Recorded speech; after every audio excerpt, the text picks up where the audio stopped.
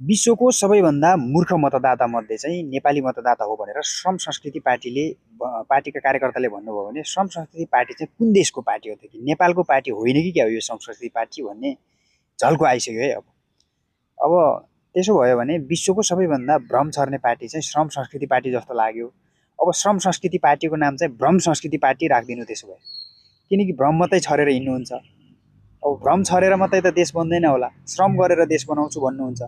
श्रम गरेर त्यो ढुङ्गा बोकेर कहिले देश बन्ने? अमेरिका युरोप जस्ता ठुला ठुला देशहरू पनि यस्तै गरेर बन्या हो कि त्यो भए चाहिँ हामीलाई थाहा भएन। तर देश बन्नलाई चाहिँ एउटा भिजनकारी लिडर चाहिन्छ र यो ढुङ्गा बोक्ने लिडरले चाहिँ देश बनाउँछ जस्तो मलाई चाहिँ लाग्दैन। अब गाली चाहिँ नगर्नु श्रम संस्कृति पार्टीका साथीहरू है। तर यस्ता चाहिँ जनतालाई विश्वकै एक नम्बर मूर्ख बनाएर अब अर्कोचोटि पनि फेरि भोट त माग्नै पर्ने होला त्यही जनतासँग।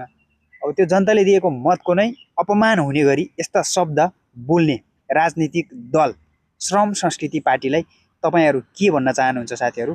कमेन्ट गर्नु होला है त।